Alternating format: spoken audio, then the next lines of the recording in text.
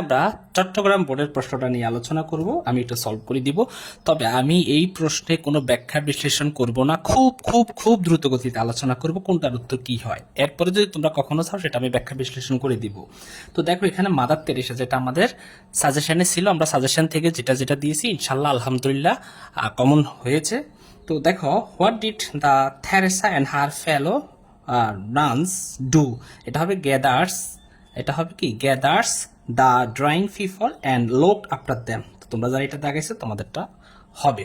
ওকে, এরপরটা দেখো, she got Nobel peace prize, সে কত সালে নোবেল পিস প্রাইজ পায়? দেখো সালটা দেখো 1979 সালে, তাহলে এটা হবে আমাদের 1979 সালে সে নোবেল পিস প্রাইজ পেয়েছিল।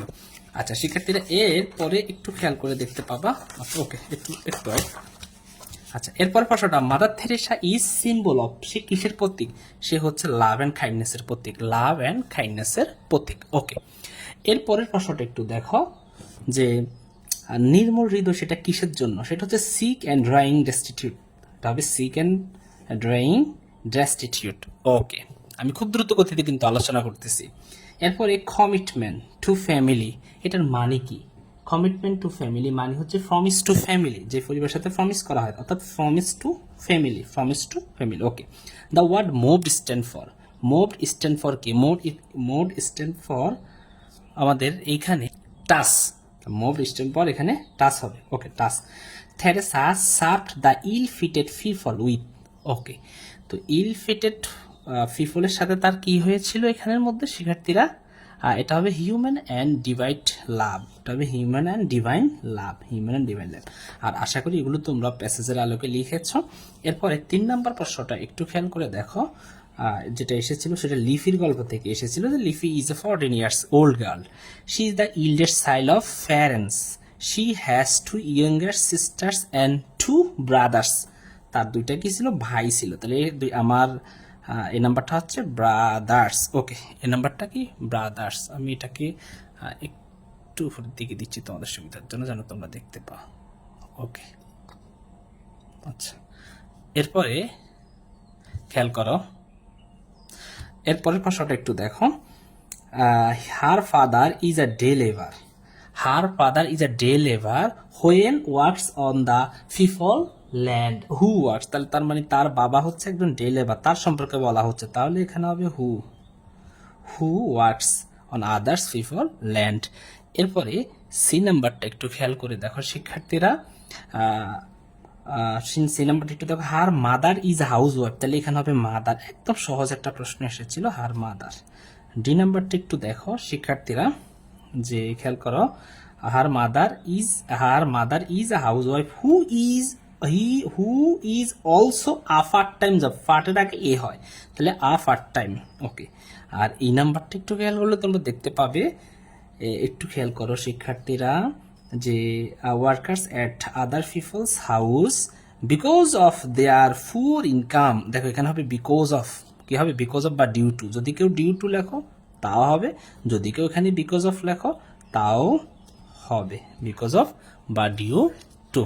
ওকে, যে কোনো একটা আমাদের আনসার সঠিক হবে। ওকে, আমরা এর পরের প্রশ্নে চলে যাচ্ছি, একটু খেয়াল করলে।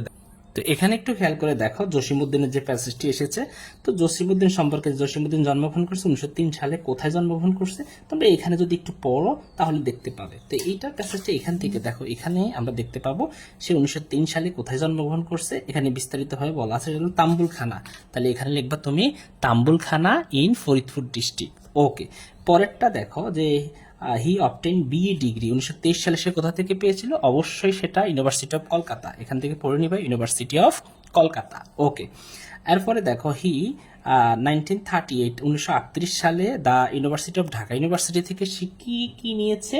সে সেখানে জয়েন করছে, তাহলে এখানে হবে joined the Dhaka university, joined the Dhaka university. এখান থেকে পড়ছো, আশা করি পড়ে তুমি লিখতে পারবা, যেহেতু আমার এখানে লেখার জায়গা নেই, আমি শুধু জাস্ট মুখে মুখে বলে দিচ্ছি। ওকে, তারপরে সি 1958 পাকিস্তান, সে 1958 সালে পাকিস্তানে কি করছিল? যে received the president award fried of performance করছিল আর কি। ওকে, হি বারিড কত সালে? 1976 সালে, অ্যান্ড গোবিন্দপুর ফরিদপুরে তাকে সমাহিত করা হয় শিক্ষার্থীরা। আশা করি এইটুকু পর্যন্ত বুঝছি, এখানে কোনো কারো সমস্যা হয় নাই। আচ্ছা, পরের বারে এখানে এটা একটু দেখো, এটা তোমাদের জন্য হয়তো একটু কঠিন মনে হইতে পারে, বাট এটা মোটেও কঠিন না। প্রথমটা দেখো যে এ রিয়েলি এডুকেট মাদার, তার মানে এর সাথে কোনটা মিলে, দেখো এর সাথে বি নাম্বারটা প্লেজ এ ভাইটাল রোল, খুবই গুরুত্বপূর্ণ ভূমিকা পালন করে, তার মানে বি নাম্বারটা। এরপরে আমরা দেখি এখানে 3 নাম্বারটা হয় যে to build up A education nation, তাহলে এটা সঠিক। ওকে, 3 নাম্বারটা। এরপর এটার বি নাম্বারটা কি, এ চাইল্ড, একজন শিশু, একজন শিশু। এখানে 3 নাম্বারটা দেখো গ্রোজ আপ অলওয়েজ, তাহলে এখানে হবে 3 নাম্বারটা, একজন শিশু অলওয়েজ বেড়ে ওঠে। তারপরে আমাদের হবে কোথায়, এই যে দেখো in contact with its mother, তাহলে এটা হবে আমাদের বি নাম্বারটা। এরপরে শিক্ষার্থীরা সি নাম্বারটা দেখো, আমি জাস্ট এটার সাথে যুক্ত করে দিচ্ছি সি নাম্বারটা, যে সি নাম্বারটা হবে নোজ, কোনটা, an education mother knows well how to bring up, এটা হবে আমাদের হাউ টু ব্রিং আপ। আর এটার সাথে আমাদের মিলবে এখানে 5 নাম্বারটা, and nurture her children to make them or the citizen of the country, এটাতে আমাদের 5 নাম্বারটা মিলবে। এদিকে আবার আমি ডি নাম্বারটা একটু তোমাদেরকে দেখাই দেই, খেয়াল করে একটু দেখো যে so if the mother, so if the mother, 2 নাম্বারটা ইজ এডুকেট, তাহলে এখানে হবে ইজ এডুকেট, এটার সাথে মিলবে her children will be educate naturally, তাহলে আমার এটা হবে। আর এই নাম্বারটার সাথে যেটা মিলবে সেটা হচ্ছে an educated nation is, okay এটা হবে 1 নাম্বারটা, ইজ কি therefore largely in debt to its educated mother, এখানে হবে 2 নাম্বারটা। আশা করি তোমরা এটাও ভালো করে বুঝছো। ওকে, আমরা এরপরে আমাদের যে প্রশ্নটা একটু আমরা খেয়াল করে দেখি, যে প্রশ্নটা এসেছিল রিয়ারেন্স।